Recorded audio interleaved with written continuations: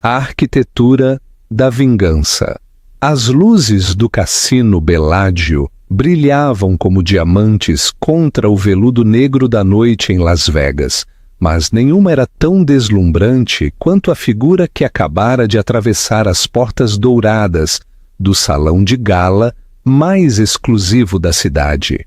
Rita Vasconcelos caminhava com a elegância de uma rainha, seu vestido de alta costura sussurrando segredos contra o mármore italiano, enquanto cada passo ecoava como a promessa cumprida.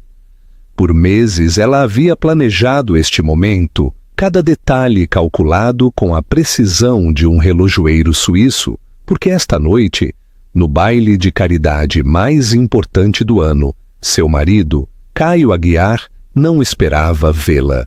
Ele acreditava que Rita ainda era a mulher humilhada que ele havia deixado para trás, a esposa ignorante que chorava em silêncio. Mas as lágrimas haviam secado, a dor havia se transformado em poder, e agora Rita retornava não como vítima, mas como a arquiteta de sua própria vingança. O escândalo que estava prestes a estourar abalaria os alicerces da alta sociedade de São Paulo, porque quando uma mulher decide reivindicar sua dignidade, o mundo inteiro treme, e Rita viera cobrar cada humilhação, cada mentira, cada traição, com os juros mais altos que o amor próprio poderia exigir. Capítulo 1. O palco de neon e as promessas quebradas.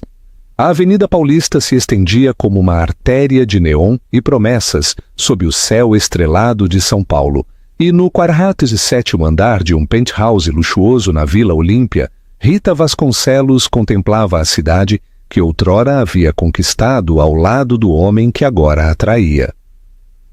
Do seu apartamento, os arranha-céus pareciam joias incrustadas em veludo negro, cada luz uma história de sonhos ganhos e perdidos na capital mundial dos negócios.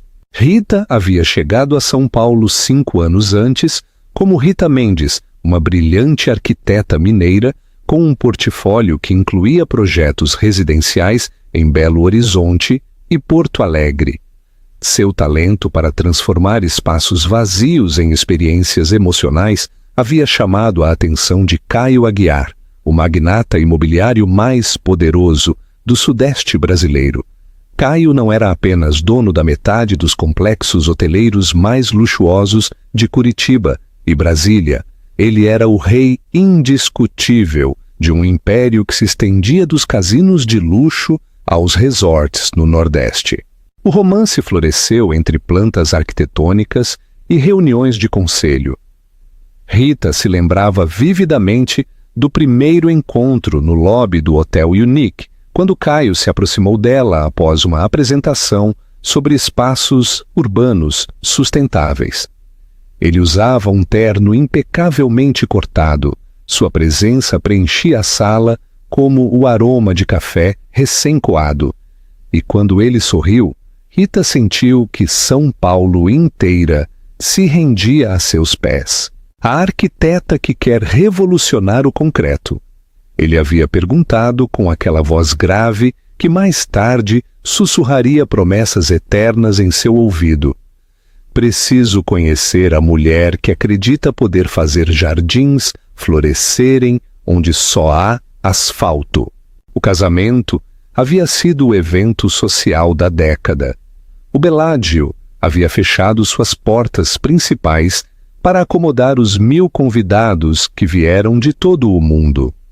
Rita caminhou pelo corredor como uma deusa grega, seu vestido uma cascata de seda que parecia capturar a própria essência das estrelas. Os jardins de inverno do hotel haviam se transformado em um paraíso de orquídeas brancas e rosas douradas, enquanto as fontes dançantes marcavam o ritmo de sua nova vida. Caio a esperava no altar com os olhos marejados, sussurrando: "Minha rainha do deserto de concreto", quando ela chegou ao seu lado. Um juiz do Tribunal de Justiça de São Paulo os casou sob uma cúpula de cristal que refletia as luzes da cidade, E quando se beijaram, fogos de artifício explodiram sobre o lago artificial do Belágio, em uma sinfonia de cores que parecia celebrar o amor eterno. Os primeiros 3 anos foram um filme romântico rodado em alta definição. Rita havia estabelecido seu estúdio de arquitetura no coração do distrito financeiro da Faria Lima, especializando-se em resorts ecológicos de luxo. Seus designs combinavam a elegância do modernismo europeu com a sustentabilidade ambiental, criando espaços que respiravam vida no coração do deserto de concreto paulistano. O penthouse que compartilhavam na Vila Olímpia havia sido seu primeiro projeto conjunto como casal. Rita havia desenhado cada canto pensando na intimidade e na grandeza. Janelas do chão ao teto que emolduravam a Serra da Cantareira ao amanhecer, um terraço com jardim vertical que desafiava a aridez urbana, e um estúdio onde ela podia trabalhar enquanto contemplava a majestade da cidade que nunca dormia. Caio havia sido o marido perfeito durante esses anos dourados. Ele chegava em casa com flores do mercado municipal, planejava escapadas românticas para a Serra Gaúcha nos fins de semana e celebrava cada novo contrato de Rita como se fosse seu próprio triunfo. Ele havia criado uma fundação de caridade em nome de ambos, a Fundação Aguiar Vasconcelos, que financiava programas educacionais para crianças carentes em São Paulo e Rio de Janeiro. "Você é minha inspiração", Caio lhe dizia enquanto jantavam no terraço, com as luzes da cidade, criando um mosaico de sonhos a seus pés. "Antes de te conhecer, eu construía hotéis. Agora, construímos lares para a alma." Rita havia acreditado nessas palavras com a fé de quem ama sem reservas. Ela havia investido não apenas seu coração, mas também seu talento no império de seu marido. Seus designs haviam transformado 3 dos resorts mais importantes de Caio, convertendo-os em destinos que combinavam luxo e consciência ambiental. O Mirage Gardens, com suas suítes que pareciam flutuar sobre jardins hidropônicos. O Sahara Oasis, onde cada quarto tinha sua própria varanda com vista para um oásis artificial que Rita havia projetado para capturar a essência da natureza sem destruir seu equilíbrio. Mas as serpentes do paraíso sempre souberam se camuflar entre as flores mais bonitas. A mudança havia começado de maneira sutil, como as rachaduras no concreto que aparecem antes que um prédio desabe. Caio começou a chegar tarde em casa, explicando que novos projetos em Curitiba exigiam mais atenção.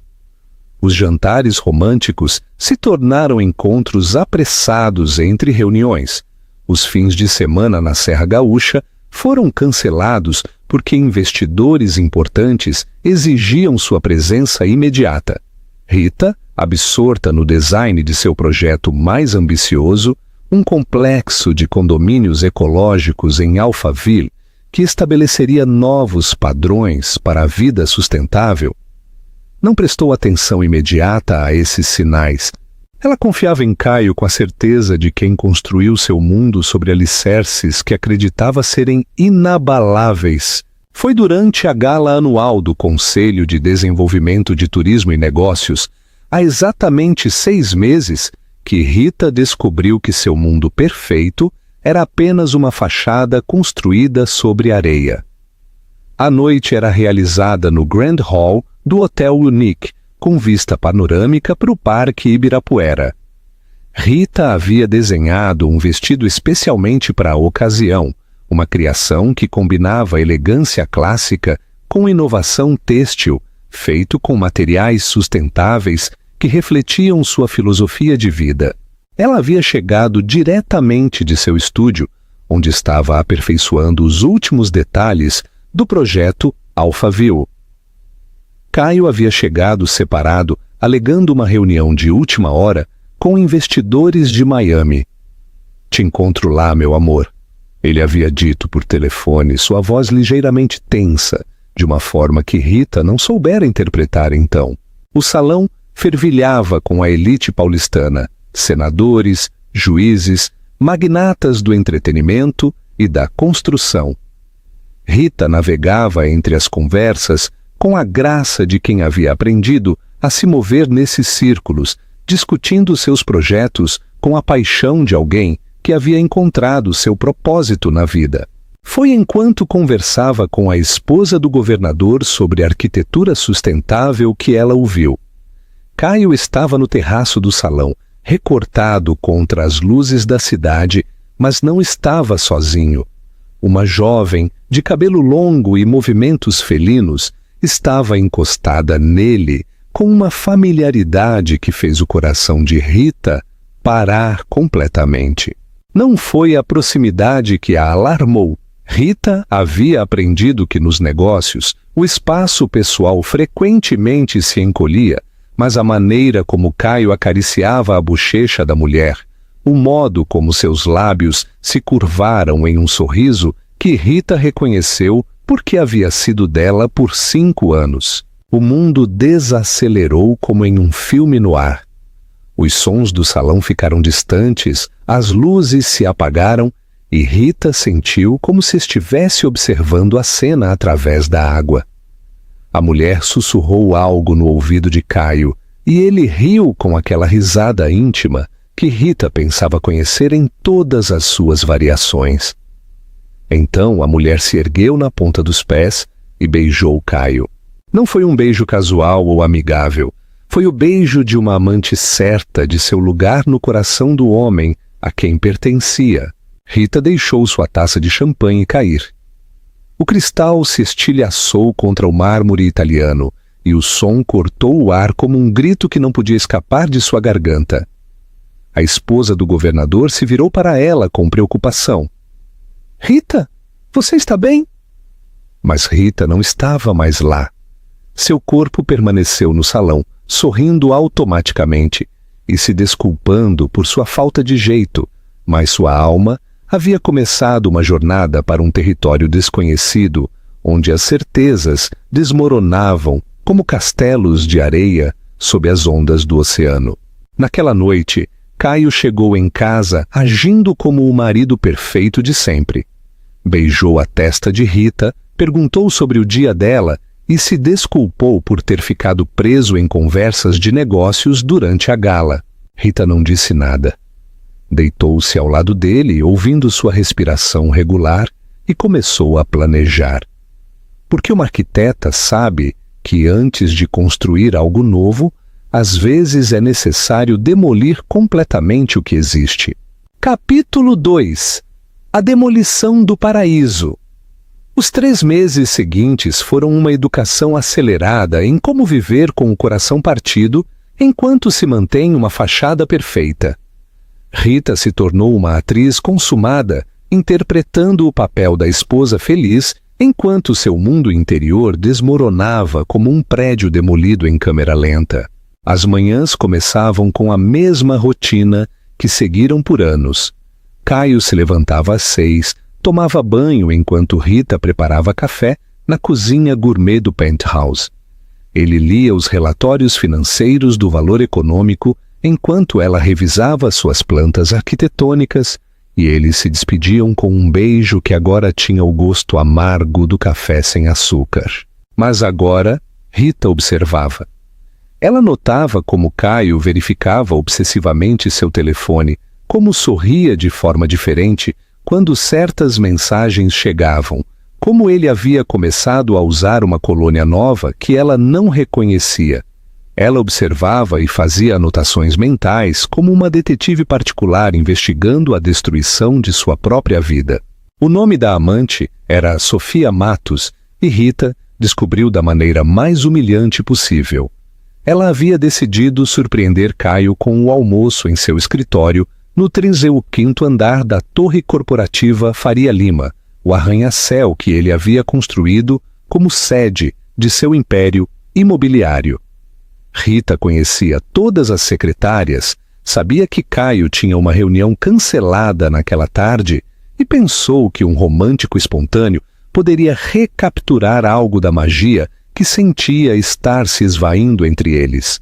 A assistente principal de Caio, Maria, uma funcionária de 50 anos que trabalhava para ele há uma década, recebeu Rita com uma expressão desconfortável que ela não soube interpretar até mais tarde. Senhora Aguiar, disse Maria, usando o sobrenome de casada que Rita havia adotado profissionalmente, o Sr. Caio está em reunião. Gostaria que eu avisasse que a senhora está aqui? Não é necessário, respondeu Rita alegremente, carregando a cesta de almoço que havia preparado com pratos dos restaurantes favoritos de Caio. Só vou lhe fazer uma surpresa rápida. Maria se levantou rapidamente. Senhora, talvez fosse melhor... Mas Rita já havia empurrado as portas duplas de vidro temperado que levavam ao escritório executivo de Caio. O escritório que ela havia projetado, com janelas que emolduravam uma vista de 360 graus de São Paulo, onde eles haviam celebrado tantos triunfos profissionais e pessoais. Caio estava atrás de sua mesa de nogueira preta, mas não estava sozinho e definitivamente não estava trabalhando. Sofia Matos, Rita reconheceu imediatamente a mulher do terraço, estava sentada sobre a mesa, suas pernas nuas penduradas enquanto Caio estava entre elas, suas mãos explorando o corpo da jovem com uma paixão que Rita pensava pertencer exclusivamente a ela. O tempo parou. A cesta de almoço escorregou das mãos dormentes de Rita, esmagando-se contra o chão de mármore travertino enquanto os recipientes se abriam e espalhavam comida por todo o escritório. O som fez Caio e Sofia se separarem como se tivessem levado um choque elétrico. Rita! A voz de Caio soou como se viesse do fundo de um poço. Não é o que parece. Mas Rita já conhecia essa linha do roteiro. Ela havia assistido a filmes suficientes, lido romances suficientes, consolado amigas suficientes para saber que quando um homem diz que não é o que parece, geralmente é exatamente o que parece. Mas, pior, Sofia Matos tinha 26 anos. Rita saberia mais tarde quando a curiosidade mórbida a levou a investigar cada detalhe da vida de sua substituta. Ela era de Florianópolis, havia chegado a São Paulo 2 anos antes com um visto de estudante para fazer um MBA na FGV e havia conseguido um estágio na empresa de Caio 8 meses antes. Ela era bonita daquele jeito effortless que só possuem as mulheres que nunca tiveram que questionar seu valor no mundo. Tinha a pele bronzeada pelo sol do litoral, olhos da cor de uísque envelhecido e a confiança de quem sabe que pode ter o que quiser. Sofia, pode ir, murmurou Caio, sua voz trêmula enquanto ajeitava a camisa. Falaremos mais tarde. Sofia pegou seu blazer do chão com movimentos lentos e deliberados, como se tivesse todo o tempo do mundo. Quando passou por Rita, ela parou e olhou diretamente em seus olhos. Não havia vergonha em sua expressão, nem desculpas. Havia algo pior. Pena. Rita. Ela disse com um sotaque sulista suave como mel envenenado: sinto muito que você tenha que descobrir dessa forma. E ela se foi, deixando para trás o aroma de seu perfume e a certeza implícita de que ela, e não Rita, era agora a dona do coração de Caio. Rita permaneceu imóvel no centro do escritório, cercada pelos restos de seu gesto romântico e pelas ruínas de seu casamento. Caio se aproximou dela com as mãos estendidas, como se ela fosse um animal ferido que poderia fugir ou atacar. Rita, meu amor, precisamos conversar. Isso é... Só o quê? A voz de Rita soou estranhamente calma, como se pertencesse a outra pessoa. Só sexo? Só diversão? Só uma crise de meia-idade? Caio abriu a boca, fechou-a e Rita pôde ver em seus olhos o momento exato em que ele decidiu mentir para ela. De novo, é complicado. Os negócios, o estresse, você está sempre ocupada com seus projetos. E aí estava. A lâmina que corta mais fundo do que a traição, a culpabilização da vítima. De alguma forma, Rita tinha a culpa de seu marido ter posto as mãos em outra mulher. De alguma forma, seu sucesso profissional, sua paixão pelo trabalho, sua dedicação em construir algo bonito e significativo a haviam transformado na vilã de sua própria história. Rita pegou sua bolsa do chão, desviando cuidadosamente dos restos do almoço que havia preparado com tanto amor. Quando se endireitou, olhou para Caio com olhos que ele não reconheceu. Não era mais a mulher que havia chorado em segredo por meses. Era algo novo, algo que ele havia ajudado a criar sem perceber. Quando você chegar em casa hoje à noite, disse Rita com uma calma que gelava o sangue, eu não estarei lá. Rita, por favor, podemos consertar isso. Eu posso terminar com a Sofia, podemos fazer terapia de casal, podemos... Mas Rita já havia saído, deixando Caio sozinho com suas promessas vazias e o aroma persistente do perfume de sua amante. Capítulo 3. A devastação financeira. Rita não voltou para o penthouse naquela noite nem na seguinte. Ela se registrou em uma suíte do Hotel Fasano, o hotel que havia idealizado quando ainda acreditava em finais felizes, e começou a fazer ligações para seu advogado, seu contador, sua irmã Carla, em Belo Horizonte, que gritou em português por 20 minutos seguidos, quando Rita contou o que havia descoberto. Os dias seguintes foram um turbilhão de revelações que fizeram a descoberta da infidelidade parecer apenas o primeiro capítulo de um romance muito mais sinistro. Seu advogado, Roberto Chen, um homem meticuloso com 30 anos de experiência em divórcios de alto perfil em São Paulo, a chamou em seu escritório para revisar seus bens conjugais. O que ela descobriu a deixou sem fôlego. Rita, disse Roberto, ajustando seus óculos enquanto revisava uma montanha de documentos financeiros, precisamos falar sobre algumas irregularidades em suas contas. Por 5 anos, Rita havia mantido contas bancárias separadas para seu negócio de arquitetura, mas também contas conjuntas com Caio para despesas domésticas e investimentos compartilhados. Ou assim ela pensava. Caio tem transferido dinheiro das contas conjuntas para contas corporativas em seu nome, continuou Roberto. Mas você nunca autorizou essas transferências, não é? Rita balançou a cabeça, sentindo o chão sumir sob seus pés. Os registros mostram que nos últimos 18 meses foram movimentados 2,3 milhões de reais das contas conjugais para contas corporativas que aparecem em seu nome, mas que você nunca abriu. E tem mais. Roberto lhe mostrou documentos de empréstimos que Rita nunca havia visto, contratos de investimento que levavam sua assinatura, mas que ela não se lembrava de ter assinado, hipotecas sobre propriedades que desconhecia possuir. Parece que seu marido tem usado sua identidade e sua reputação de crédito para financiar investimentos arriscados, e alguns desses investimentos falharam. A sala começou a girar. Rita agarrou os braços da cadeira de couro, enquanto Roberto continuava a explicar as menções da traição financeira de Caio. Quanto eu devo? Perguntou Rita, sua voz mal um sussurro. Se esses documentos forem válidos e tenho motivos para acreditar que são, você é pessoalmente responsável por aproximadamente 8 milhões de reais em dívidas que não sabia que existiam. 8 milhões de reais. Rita havia construído sua empresa de arquitetura por 5 anos, projeto a projeto, contrato a contrato. Sua conta pessoal tinha pouco mais de R$500 mil. Suas propriedades, o prédio onde operava seu estúdio, sua participação em alguns projetos imobiliários. Poderiam valer talvez 2 milhões se ela vendesse tudo.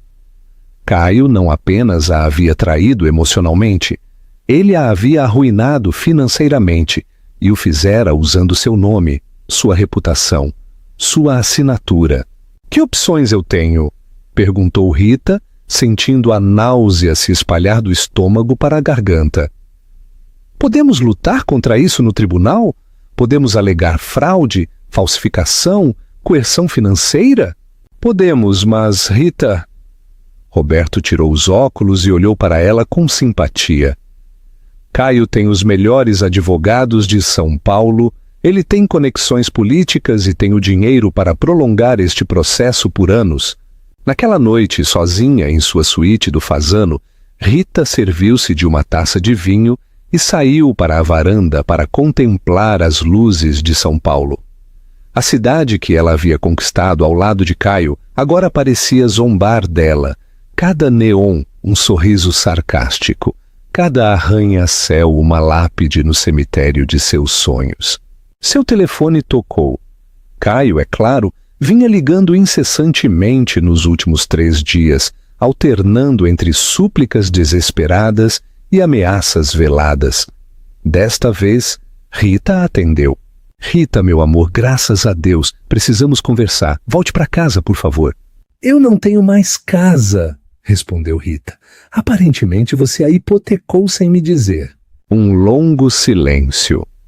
Então a voz de Caio se tornou mais fria, mais calculista. Rita, eu entendo que você está magoada, mas não torne isso mais difícil do que precisa ser. Podemos resolver isso como adultos civilizados. Resolver o que exatamente? A amante, as dívidas, os documentos falsificados? Escute, disse Caio. E agora sua voz tinha o tom que ele usava nas salas de reunião quando queria intimidar seus oponentes. Você tem 2 opções. Podemos nos divorciar amigavelmente, dividir os bens de forma equitativa e todos seguem com suas vidas. Ou você pode lutar contra isso, e eu te prometo que você não ficará com nada, absolutamente nada. É uma ameaça, é uma realidade. Rita, você não conhece este mundo como eu conheço.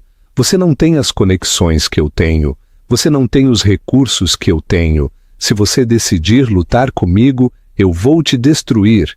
E quando eu terminar com você, você nunca mais trabalhará em São Paulo. Sua reputação estará tão destruída que você não conseguirá um emprego projetando casinhas de cachorro. Rita fechou os olhos. Ao fundo, ela podia ouvir música vinda de um dos bares noturnos, uma melodia alegre que contrastava obscenamente com o pesadelo em que sua vida havia se tornado. E há mais uma coisa, continuou Caio, a Sofia está grávida. As palavras atingiram Rita como um tapa físico. Ela se curvou sobre si mesma, o telefone escorregando de suas mãos, enquanto as lágrimas que ela vinha segurando por dias finalmente irromperam como um rio transbordante. Caio continuou falando do telefone caído, sua voz agora distante, mas audível.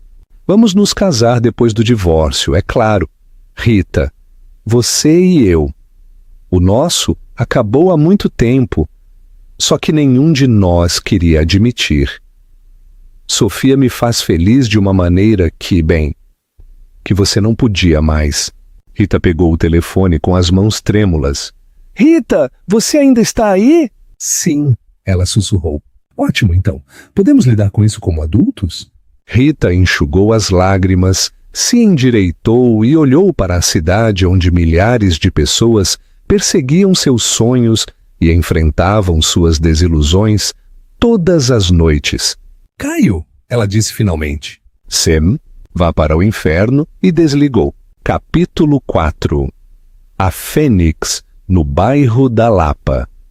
Os 2 meses seguintes foram os mais sombrios nos 34 anos de vida de Rita.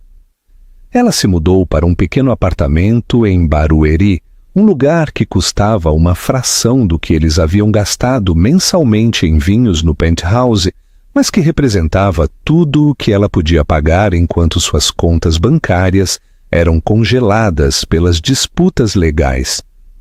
O apartamento tinha apenas um quarto, uma cozinha do tamanho de um armário e uma janela que dava para um estacionamento. Não havia vista para o skyline, nem terraço com jardim vertical, nem mármore italiano ou cristais da Boêmia, mas tinha algo que o penthouse nunca teve. Era completamente dela. As manhãs começavam com café instantâneo e a revisão obsessiva de documentos legais que Roberto Chen enviava diariamente. As tardes eram consumidas em telefonemas com clientes que cancelavam contratos, sócios que se distanciavam e fornecedores que exigiam pagamentos imediatos. As noites se arrastavam com o som de sirenes distantes e o brilho de luzes de neon filtrando-se através de cortinas baratas. Rita havia perdido mais do que um casamento. Havia perdido seu negócio. Os rumores sobre sua situação financeira se espalharam por São Paulo como um incêndio no concreto, e em uma cidade construída sobre reputação e conexões, rumores eram sentenças de morte profissional. O Mirage Gardens, seu projeto mais orgulhoso, havia cancelado o contrato alegando irregularidades financeiras do contratante. O complexo de Alphaville, que havia sido seu sonho de estabelecer novos padrões para a vida sustentável, havia evaporado quando os investidores retiraram seu financiamento. Um por um, 5 anos de trabalho árduo desapareceram como castelos de areia sob as ondas. Mas as noites eram o pior. Na escuridão do apartamento, com apenas o zumbido do ar condicionado para acompanhá-la, Rita enfrentava os demônios que vinha evitando durante o dia.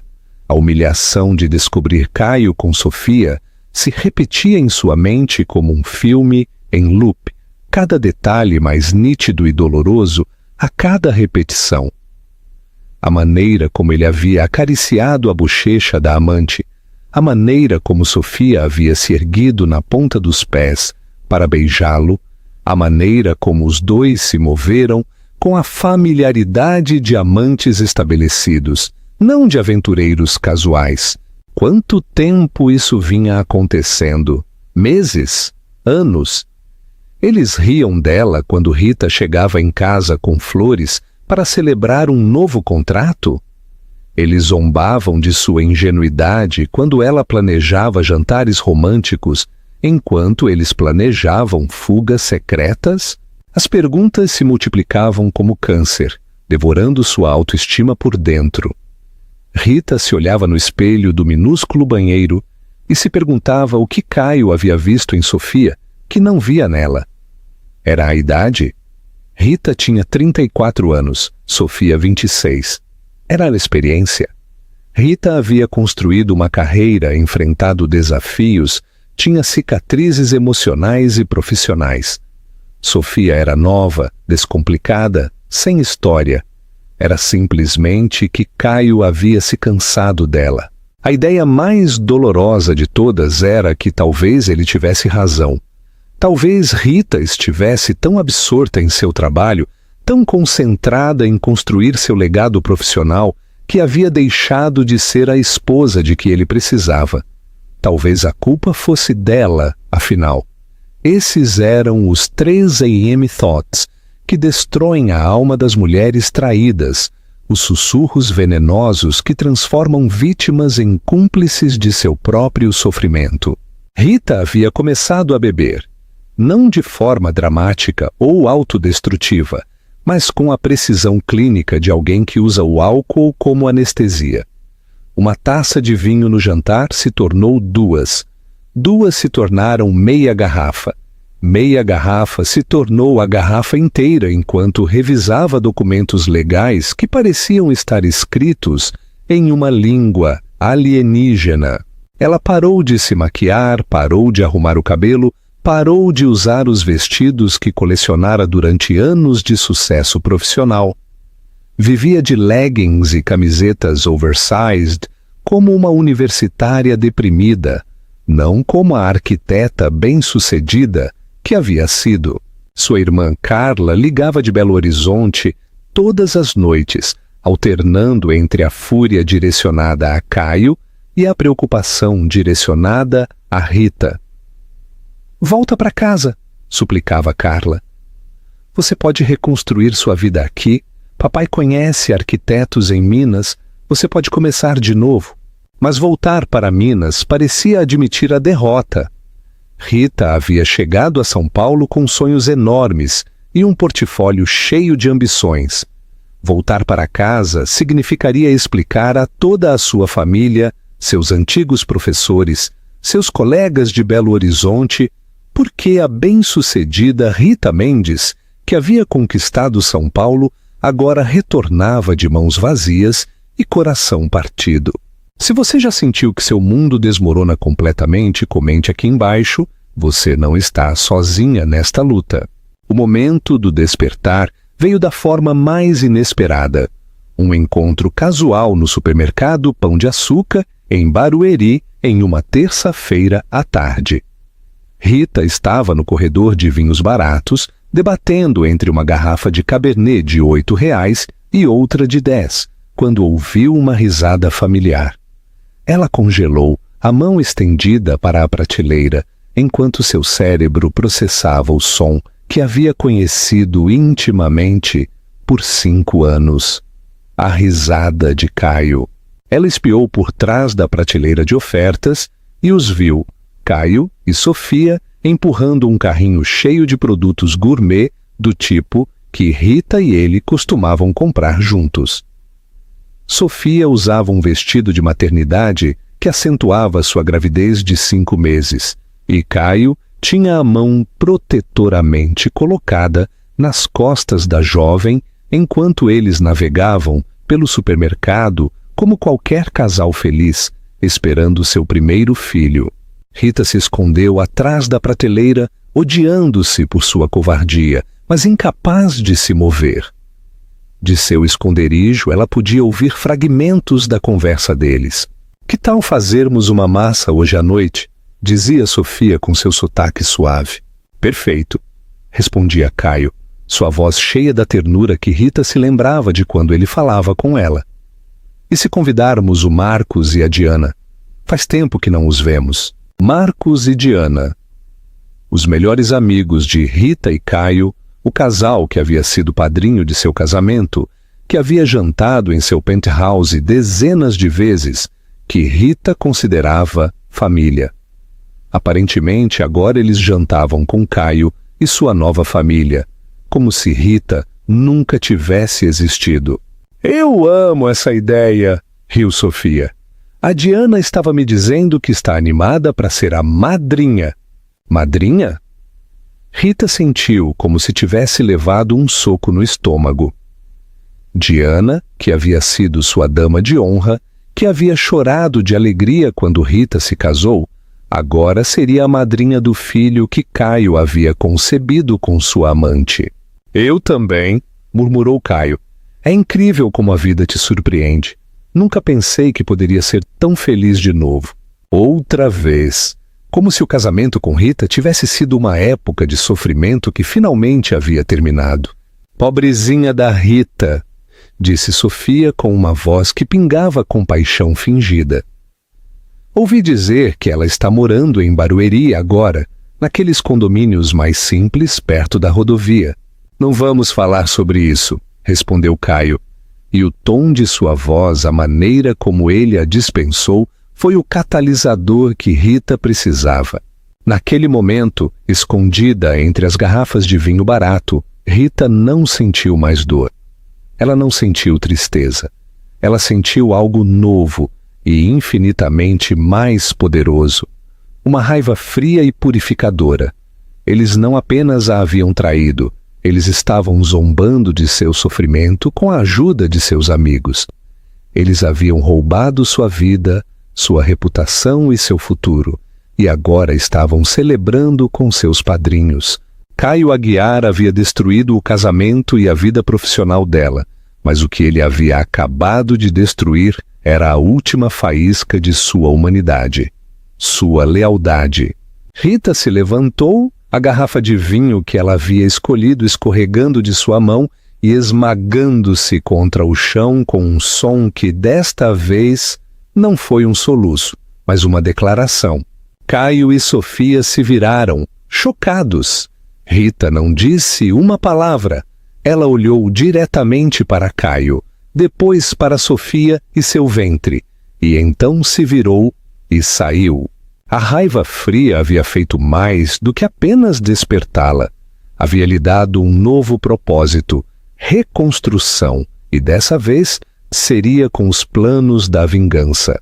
Capítulo 5. O renascimento da rainha arquiteta. A mudança de Rita foi rápida e decisiva. No dia seguinte, ela e Carla, sua irmã, encontraram um loft industrial no bairro da Lapa, na zona oeste de São Paulo. Era um espaço de conceito aberto, com teto alto e janelas de ferro, longe do glamour superficial da Faria Lima, mas vibrante e cheio de potencial criativo. Seria seu novo escritório e centro de operações. Carla havia trazido móveis minimalistas de Minas, peças que combinavam funcionalidade com elegância austera. O resultado era um espaço que respirava poder tranquilo e sofisticação urbana. Rita havia contratado um personal trainer, uma nutricionista e um estilista, não para ficar mais bonita, ela sempre foi linda, mas para projetar o tipo de confiança que vem de alguém que enfrentou o inferno e emergiu mais forte. Seu novo cabelo era mais curto e angular, emoldurando seu rosto de forma a acentuar suas maçãs do rosto altas e seus olhos expressivos. Suas novas roupas eram minimalistas, mas impecáveis. Linhas limpas, cores neutras, peças que sussurravam riqueza sem gritá-la. Mas a mudança mais importante não era física, era mental. Rita havia passado meses estudando não apenas Caio, mas todo o seu mundo. Ela havia memorizado os nomes de cada sócio de negócios, cada membro do conselho de cada empresa, cada cliente importante. Ela havia investigado suas finanças, suas fraquezas, seus segredos. Ela havia mapeado seu império como um general, estudando o território inimigo antes de uma invasão, e havia descoberto algo que mudou todo o jogo. Caio não era o gênio financeiro que fingia ser. Seu império estava construído sobre uma montanha de dívidas inteligentemente ocultas, empréstimos cruzados entre suas diversas empresas e um esquema de investimentos que funcionava apenas enquanto ele continuasse a se expandir. Era um castelo de cartas financeiro que se mantinha de pé por momentum e reputação, não por fundamentos sólidos. Mais importante, Rita havia descoberto que Caio precisava desesperadamente de um contrato específico para manter toda a estrutura funcionando. O desenvolvimento do novo Casino Resort, que o Conselho de Desenvolvimento de Turismo e Negócios de São Paulo estava licitando. Um projeto de 2 bilhões de reais que transformaria 20 hectares de terreno baldio perto do aeroporto de Guarulhos, no maior complexo de entretenimento do estado. E Rita tinha o design perfeito para vencê-lo. Durante 5 anos de casamento, ela vinha trabalhando secretamente em um projeto pessoal, um conceito revolucionário que combinava arquitetura sustentável com tecnologia de entretenimento imersivo. Tinha sido seu sonho criar algo que mudasse para sempre a maneira como as pessoas experimentavam São Paulo, que mostrasse que entretenimento e responsabilidade ambiental não eram mutuamente exclusivos. Ela nunca havia mostrado a Caio, porque queria surpreendê-lo quando estivesse completamente terminado. Irônico que o projeto planejado para celebrar o casamento deles, agora, seria a arma perfeita para destruí-lo. Rita passou as últimas 6 semanas refinando sua apresentação, contatando antigos clientes que haviam permanecido leais, apesar dos rumores, e construindo uma nova empresa do zero. A Morales & Associates não existia mais, mas em seu lugar havia surgido a Phoenix Design Collective, com Carla como sócia comercial e uma equipe de arquitetos jovens e famintos que haviam trabalhado em alguns dos projetos mais inovadores do país. O nome não era acidental.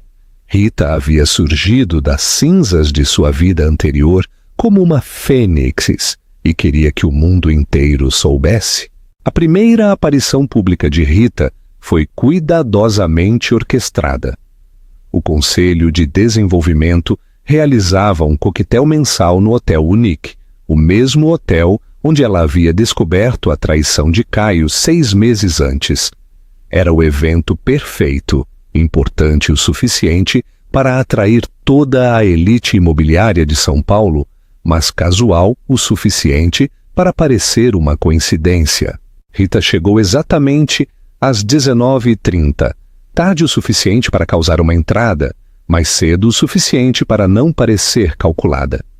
Ela usava um vestido de arquitetura fluida que havia desenhado especificamente para a ocasião, uma peça que se movia como água líquida e capturava a luz de forma a parecer mudar de cor a cada movimento. O efeito foi imediato. As conversas cessaram gradualmente enquanto Rita se movia pelo salão, cumprimentando conhecidos com a graça de alguém que nunca havia desaparecido. Para aqueles que a haviam conhecido como a esposa de Caio, era evidente que algo fundamental havia mudado. Esta não era uma mulher quebrada pelo divórcio. Era uma mulher que havia encontrado algo mais poderoso do que o casamento. Havia encontrado a si mesma. Rita Vasconcelos, disse Jonas Almeida, o diretor de planejamento urbano de São Paulo, quando ela se aproximou de seu grupo. Que surpresa agradável vê-la aqui. Ouvi dizer que você tinha... que tinha deixado São Paulo. Deixar São Paulo? Rita sorriu. Um sorriso que era pura confiança destilada. Jonas, São Paulo é a minha casa. Por que eu iria embora justamente quando as coisas estão ficando interessantes? Na hora seguinte, Rita trabalhou a sala como uma mestra política, lembrando o nome de cada esposa, perguntando sobre cada filho, discutindo projetos específicos com o tipo de conhecimento detalhado que só vem de alguém genuinamente apaixonado pelo trabalho. Ela não mencionou Caio nenhuma vez, mas a ausência dele pairava no ar como perfume. Às 20h45, exatamente como Rita havia calculado, Caio chegou. Com Sofia, é claro, agora visivelmente grávida de 7 meses e pendurada no braço de seu amante, como uma declaração de posse. Rita os viu entrar do outro lado do salão. Por um momento, apenas um momento, ela sentiu o fantasma familiar da dor em seu peito. Então ela respirou fundo, se endireitou e sentiu a determinação fria se instalar em suas veias como gelo. Era a hora do show. Caio a avistou cerca de 10 minutos depois. Rita estava no centro de um grupo de 5 homens importantes, senadores estaduais, diretores de desenvolvimento, o prefeito de Barueri, rindo de algo que Marcos Oliveira, o arquiteto mais respeitado de Curitiba, havia dito. Quando Rita percebeu que Caio a havia visto, ela fez contato visual direto e lhe ofereceu um sorriso pequeno e educado, do tipo que se dá a um conhecido casual. Não um sorriso de ex-esposa ferida, nem um sorriso de mulher humilhada, mas um sorriso de igual para igual, de profissional para profissional, de alguém que havia seguido em frente completamente. Caio ficou imóvel por um momento inteiro, sua taça de champanhe congelada no meio do caminho para os lábios. Rita podia ver o choque em seu rosto, a confusão e, algo mais, a primeira faísca de medo. Esta não era a mulher quebrada que ele havia deixado para trás. Esta era alguém completamente nova. Rita se desculpou do grupo e começou a caminhar em direção ao terraço, passando deliberadamente perto de Caio e Sofia. Quando estava a poucos passos de distância, ela parou como se tivesse acabado de notar a presença deles. Caio e Sofia, que prazer em vê-los! Sofia se encolheu visivelmente, sua mão se movendo instintivamente para sua barriga protuberante. Caio abriu a boca, fechou-a e finalmente conseguiu articular uma resposta. Rita, eu não esperava te ver aqui. Por que não? Rita inclinou a cabeça com curiosidade genuína. Estes eventos sempre foram importantes para o meu trabalho. Falando nisso, Sofia, parabéns pela gravidez, você está radiante. Foi um golpe de mestre. Ao cumprimentar Sofia com graça genuína, Rita eliminou qualquer drama potencial e se posicionou como a mulher madura e confiante que havia superado. Sofia não pôde fazer nada além de murmurar um "obrigada", desconfortável. Bem, continuou Rita, não quero interromper a noite de vocês. Caio, espero que você esteja bem, que ambos estejam bem. E ela se afastou, deixando para trás o aroma sutil de seu novo perfume e a sensação de que algo significativo havia acabado de acontecer, embora ninguém pudesse definir exatamente o que. Rita não interagiu mais com eles durante o resto da noite, mas podia sentir os olhos de Caio seguindo-a pelo salão. Ela o havia desestabilizado, o havia confundido, e era exatamente isso que ela queria. 2 semanas depois, Rita executou a próxima fase de seu plano. A licitação para o projeto do Casino Resort seria aberta em 6 semanas. Rita sabia que Caio vinha trabalhando em sua proposta por meses, investindo recursos significativos no design e na apresentação. Ela também sabia, graças ao seu detetive particular, que o contrato era crucial para a sobrevivência financeira de sua empresa. Rita agendou uma reunião com Jonas Almeida, o diretor de planejamento urbano de São Paulo, e o homem que tinha mais influência sobre as decisões de licitação. Jonas havia conhecido Rita durante seus anos de sucesso e mantivera um relacionamento profissional cordial mesmo depois dos rumores sobre seu divórcio. "Jonas!", disse Rita enquanto se sentava no escritório da prefeitura com vista para o centro de São Paulo. "Eu tenho uma proposta que vai mudar a maneira como você pensa sobre o desenvolvimento turístico." Na hora seguinte, Rita apresentou sua visão para o novo Casino Resort. Não era apenas um prédio, era um ecossistema completo que combinava entretenimento de classe mundial com inovação ambiental. Jardins verticais que purificariam o ar da cidade. Sistemas de água fechados que fariam de São Paulo um modelo de conservação. Espaços de entretenimento que usariam realidade aumentada para criar experiências imersivas sem o desperdício material das construções tradicionais. "É audacioso", admitiu Jonas depois de ver a apresentação. "Incrivelmente audacioso. Você tem os recursos para executar algo assim?" Rita sorriu. "Eu tenho algo melhor do que recursos, Jonas. Eu tenho paixão, e tenho uma equipe que compartilha essa paixão. Este não é apenas um projeto comercial para mim. É minha carta de amor a São Paulo, a cidade que me deu tudo e que me ensinou que às vezes você tem que perder tudo para encontrar o que realmente importa." Jonas inclinou-se para frente, claramente intrigado.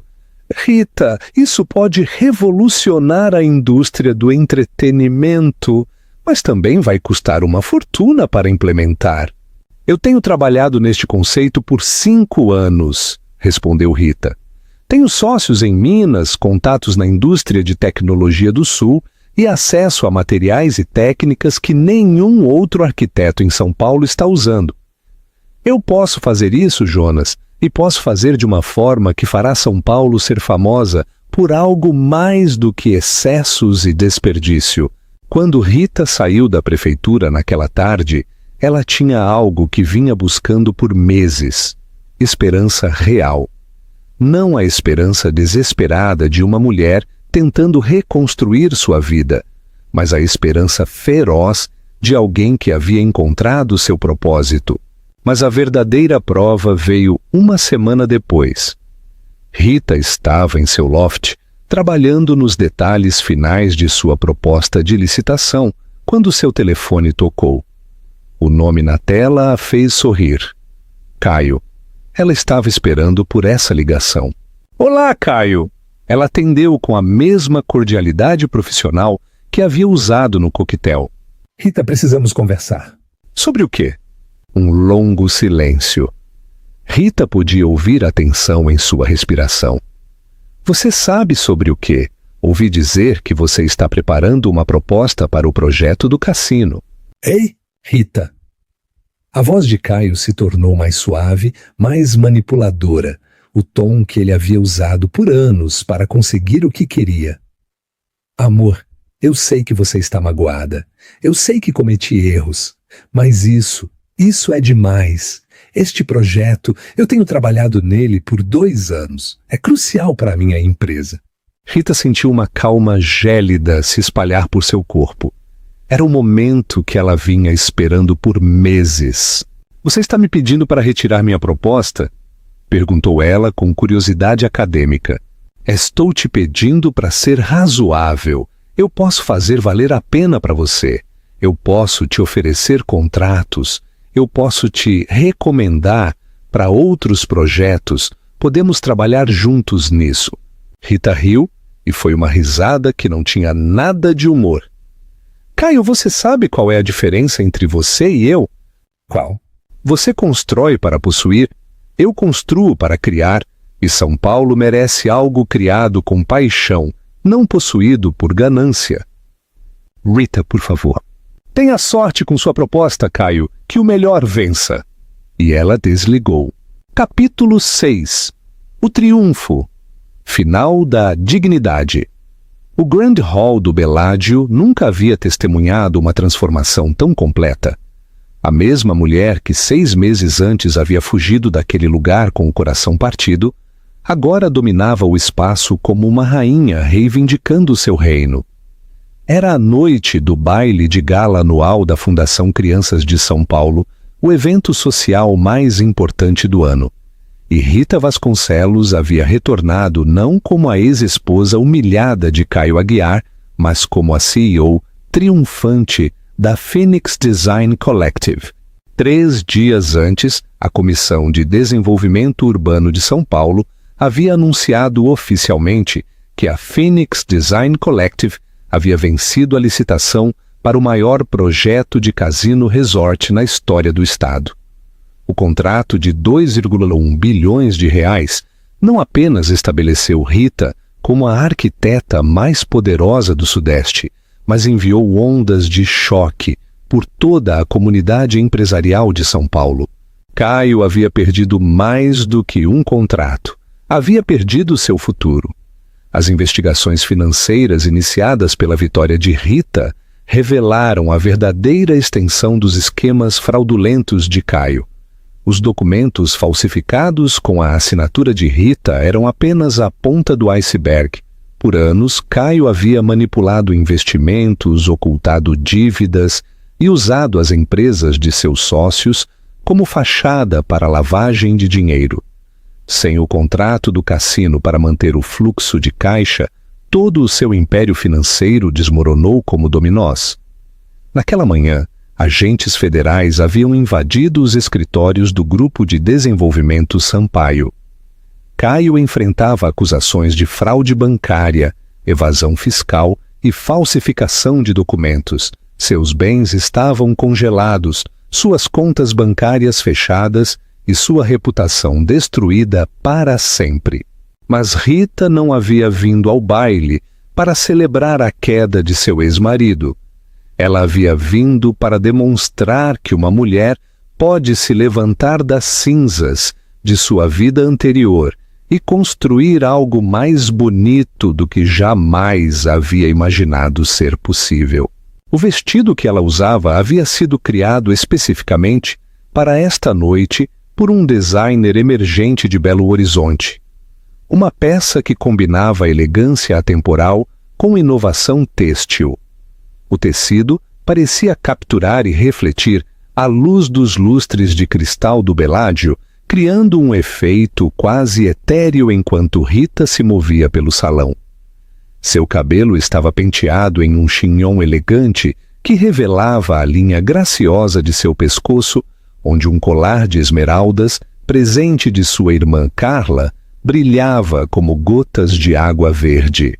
Mas o acessório mais importante que ela carregava era sua confiança. Por meses, Rita havia trabalhado para reconstruir não apenas sua carreira, mas sua autoestima. Ela havia passado por terapia, havia redescoberto suas paixões, havia aprendido a se valorizar não como a esposa de alguém, mas como uma mulher completa e poderosa por direito próprio. Rita Vasconcelos. A voz a fez virar. Jonas Almeida, o diretor de planejamento urbano, se aproximava com uma taça de champanhe e um sorriso que não podia esconder sua admiração. «Jonas!» Rita estendeu a mão que ele beijou em um gesto de respeito genuíno. «Que prazer em vê-lo aqui! O prazer é todo meu. Rita, sua proposta para o cassino foi brilhante, absolutamente brilhante. Em 30 anos de carreira, eu nunca vi nada tão inovador. Obrigada», respondeu Rita, sentindo o calor familiar da satisfação profissional. Este projeto não é apenas um prédio para mim, é minha visão para o futuro de São Paulo, para uma cidade que pode ser líder mundial em entretenimento sustentável. Na hora seguinte, Rita foi o centro das atenções do evento. Empresários, políticos e líderes comunitários a procuravam para parabenizá-la, para fazer perguntas sobre sua visão arquitetônica, para explorar oportunidades de colaboração. Era como se a cidade inteira tivesse acordado subitamente para o talento que vinha vivendo entre eles por anos, eclipsado apenas por sua associação com Caio. Marcos Oliveira, o arquiteto de Curitiba que admirava seu trabalho há anos, se aproximou com sua esposa Diana. «Rita, eu tenho seguido sua carreira desde antes de você se casar», ele disse. «Eu sempre soube que você tinha algo especial. Esse projeto do cassino vai mudar a indústria para sempre». «É só o começo», respondeu Rita com um sorriso que brilhava com possibilidades futuras. «Eu tenho planos para mais 5 projetos nos próximos 3 anos. Vamos provar que a arquitetura sustentável não é apenas uma tendência, é o futuro». Foi então que ela os viu entrar. Caio e Sofia chegaram ao salão como fantasmas de uma vida passada. Caio usava o mesmo smoking que havia usado em dezenas de eventos sociais quando eram casados, mas agora parecia ligeiramente folgado, como se ele tivesse perdido peso devido ao estresse. Seus olhos tinham o olhar fundo de alguém que passou noites sem dormir, e seu sorriso característico parecia forçado, quase desesperado. Sofia, agora no 8º mês de gravidez, agarrava-se ao braço de Caio como se fosse um salva-vidas. Seu vestido de maternidade era elegante, mas não podia esconder a tensão em seu rosto. Os rumores sobre a investigação federal circulavam por São Paulo há dias, e era óbvio que o estresse estava afetando ambos. Rita sentiu uma estranha calma descer sobre ela. Por meses ela havia imaginado este momento. Havia ensaiado mentalmente dezenas de cenários diferentes, mas agora que estava ali, ela percebeu que não sentia o triunfo vingativo que esperava. Não sentia satisfação em ver Caio destruído, nem prazer no medo óbvio nos olhos de Sofia. Ela sentia algo mais poderoso: indiferença. Caio a avistou.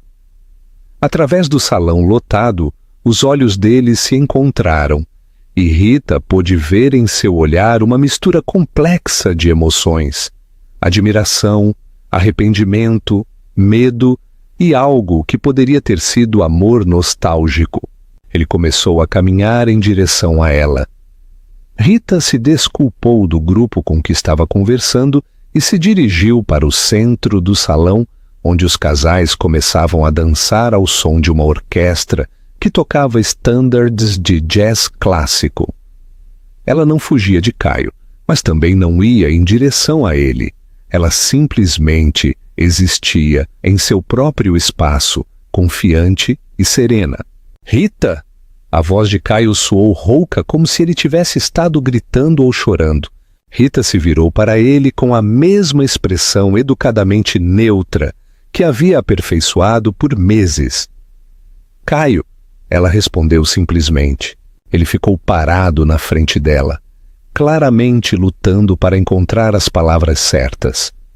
Casais dançavam ao redor deles, a música preenchia o ar com melodias românticas e as luzes do Beládio criavam uma atmosfera de sonho que contrastava dramaticamente com a tensão palpável entre eles. Você está... Caio parou, engoliu em seco e recomeçou. Você está incrível, diferente, mais você do que nunca. Rita inclinou a cabeça ligeiramente, estudando-o com a curiosidade clínica de um cientista observando um espécime sob o microscópio. E como eu sou exatamente? Poderosa, admitiu Caio, sua voz mal audível sobre a música. Livre, como a mulher por quem me apaixonei há 6 anos, mas mais forte. Rita sentiu um pequeno sorriso curvar seus lábios, mas não era um sorriso de afeto. Era puro reconhecimento, a satisfação de alguém que finalmente foi vista e compreendida completamente. É engraçado, disse Rita, sua voz suave, mas clara. Foi preciso que você me traísse, que você me roubasse, que você me humilhasse, publicamente, para que eu descobrisse quem eu realmente sou quando não estou tentando ser a esposa perfeita para outra pessoa. Caio fechou os olhos como se as palavras fossem golpes físicos. Rita, o que eu fiz não há desculpa. Eu fui um covarde, eu fui um idiota, eu arruinei a melhor coisa que já me aconteceu na vida. Sim, concordou Rita com uma calma terrível. Você arruinou. O silêncio se estendeu entre eles enquanto os casais continuavam a dançar, alheios ao drama que se desenrolava no centro de seu círculo perfeito. Existe alguma chance? Começou Caio, mas Rita levantou a mão para detê-lo. Não, ela disse simplesmente. Você nem sabe o que eu ia perguntar. Rita sorriu, e desta vez foi um sorriso genuíno, cheio de uma compaixão que era mais devastadora do que qualquer insulto. Você ia me perguntar se havia alguma chance de perdão, alguma chance de reconciliação, alguma chance de que pudéssemos encontrar uma maneira de consertar o que você quebrou? Caio assentiu miseravelmente. E a resposta é não, continuou Rita. Não porque eu te odeie, Caio, não porque eu queira te fazer sofrer, mas porque a mulher que você traiu não existe mais. Ela morreu no seu escritório no dia em que eu a encontrei com você e Sofia. E a mulher que eu sou agora merece algo muito melhor do que os pedaços quebrados de um homem que provou que não sabe valorizar o que tem até perder. Naquele momento, como se tivesse sido coreografado pelo destino, Marcos Oliveira se aproximou deles. Rita, disse Marcos, ignorando Caio completamente, me concede esta dança. Minha esposa insiste que preciso praticar antes do casamento de nossa filha no próximo mês. Rita sorriu para Marcos com carinho genuíno. Seria uma honra. Ela estendeu a mão para Marcos e se afastou de Caio sem olhar para trás, deslizando para a pista de dança onde começaram a se mover ao ritmo de The Way You Look Tonight. Era perfeitamente simbólico. Rita, dançando com um homem que a respeitava, que admirava seu trabalho, que a via como uma igual, enquanto Caio permanecia sozinho, observando-a à distância.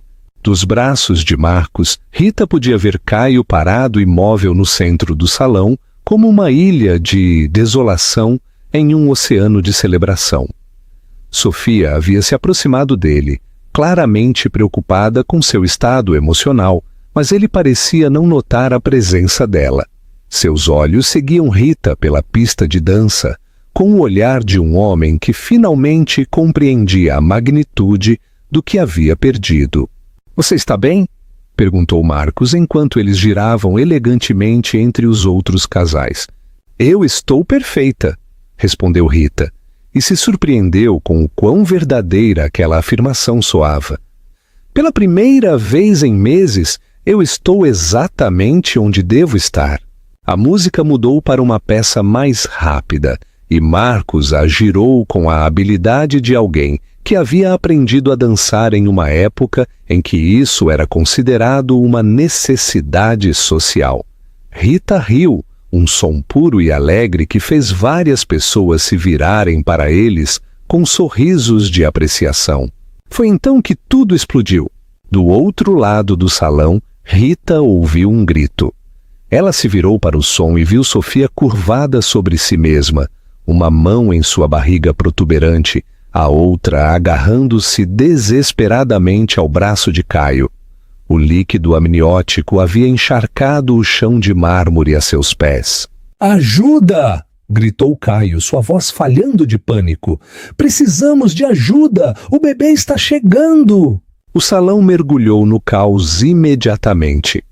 Os convidados se aglomeraram, alguns tentando ajudar, outros apenas olhando com curiosidade mórbida.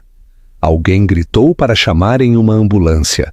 A música parou abruptamente, deixando apenas o som de vozes preocupadas e os gemidos de dor de Sofia. Rita ficou imóvel no centro da pista de dança, observando a cena se desenrolar, como se fosse um filme. Por um momento eterno, o tempo parou enquanto ela processava o que estava vendo. O homem que a havia traído, desesperado e assustado, segurando a mulher que havia sido sua cúmplice, ambos enfrentando um momento que os reduz à sua humanidade mais básica, e Rita sentiu nada. Nem prazer por seu sofrimento, nem desejo de ajudar, nem impulso de vingança, apenas uma calma completa, a serenidade de alguém que havia fechado completamente um capítulo de sua vida e seguido em frente. Marcos olhou para ela com preocupação. "Devemos fazer algo?" Rita observou enquanto os paramédicos chegavam, enquanto Caio gritava instruções contraditórias, enquanto Sofia era colocada em uma maca. Ela viu o medo autêntico nos olhos de ambos, o amor real que compartilhavam no meio de sua crise e a maneira como se agarravam um ao outro como se fossem a única coisa sólida em um mundo que desmoronava. "Não", disse Rita finalmente, "eles têm tudo o que precisam um ao outro." Os paramédicos levaram Sofia, com Caio correndo ao lado da maca, segurando sua mão. Antes de desaparecerem pelas portas do salão, Caio se virou uma última vez para Rita. Os olhos dele se encontraram através do caos, e naquele olhar havia uma pergunta silenciosa, uma súplica final. Rita lhe ofereceu um pequeno aceno, não de perdão, mas de reconhecimento. Reconhecimento de que eles haviam sido importantes um para o outro. Reconhecimento de que eles haviam compartilhado amor real, embora ele o tivesse destruído. Reconhecimento de que era hora de ambos seguirem com suas vidas separadas. E então eles se foram, e Rita ficou parada no salão mais bonito de São Paulo, rodeada pela elite paulistana, com o futuro se estendendo diante dela como uma tela em branco esperando para ser pintada. "Bem", disse Marcos depois de um momento, "isso foi dramático." Rita riu, uma risada que borbulhou do fundo de sua alma libertada. "Sabe de uma coisa, Marcos? Eu acho que já tive drama suficiente para uma vida inteira. Que tal falarmos sobre arquitetura sustentável e o futuro de São Paulo? Marcos sorriu, claramente aliviado por sua atitude. Agora isso sim parece uma conversa interessante. E enquanto a orquestra começava a tocar novamente e os casais retornavam à pista de dança, Rita Vasconcelos começou a falar apaixonadamente sobre seus planos para transformar São Paulo em um modelo de desenvolvimento urbano sustentável. Ela falou de jardins verticais que transformariam o concreto em um oásis, de tecnologias hídricas que fariam de São Paulo um líder mundial em conservação, de espaços que combinariam entretenimento com responsabilidade ambiental. Ela falou, em outras palavras, do futuro. Seu futuro, porque naquela noite, no Grand Hall do Bellagio, Rita Vasconcelos finalmente entendeu uma verdade fundamental que todas as mulheres fortes eventualmente aprendem. A melhor vingança não é destruir o homem que te machucou. A melhor vingança é construir uma vida tão bonita, tão plena, tão completamente sua, que ele se torna uma nota de rodapé irrelevante na história do seu triunfo. A história de Rita Vasconcelos não terminou naquela noite no Bellagio. Terminou 6 meses depois, quando ela estava parada no canteiro de obras de seu casino resort revolucionário, observando sua visão tomar forma em aço e vidro sob o sol de São Paulo. O projeto que havia começado como um sonho romântico de compartilhar com seu marido havia se tornado algo muito mais poderoso, a manifestação física de uma mulher que havia aprendido a construir sua felicidade do zero. As mulheres que sobreviveram a traições profundas sabem desta verdade. Você não se recupera da infidelidade voltando para o homem que te machucou. Você se recupera descobrindo que é mais forte, mais talentosa, mais valiosa do que jamais soube quando estava tentando ser a mulher perfeita para alguém que não a merecia. Rita nunca mais viu Caio depois daquela noite. Ela ouviu através das inevitáveis fofocas de uma cidade como São Paulo que ele havia passado 2 anos na prisão federal por fraude, que Sofia havia retornado a Florianópolis com seu filho, que ele havia perdido tudo, sua empresa, sua reputação, sua família. E Rita sentiu por ele o que havia aprendido a sentir por todos os capítulos fechados de sua vida. Gratidão, silenciosa. Gratidão porque a traição dele a havia libertado de uma vida que era muito pequena para seus sonhos. Gratidão porque a crueldade dele a havia ensinado que ela podia sobreviver a qualquer coisa. Gratidão porque ao partir seu coração, ele a havia obrigado a descobrir que seu verdadeiro poder nunca dependera do amor dele. Para todas as mulheres que estão lendo isso, sua história não termina quando ele vai embora. Sua história começa quando você decide que merece escrever um final que seja completamente seu. Inscreva-se no canal para mais histórias de mulheres que transformaram sua dor em poder, que transformaram suas lágrimas em alicerces e que provaram que, às vezes, perder tudo é a única maneira de ganhar a vida que você realmente merece. Em Las Vegas, a cidade onde os sonhos são feitos e desfeitos todas as noites, mesmo que a história tenha acontecido em São Paulo, Rita Vasconcelos provou que a melhor aposta que uma mulher pode fazer é sempre apostar em si mesma.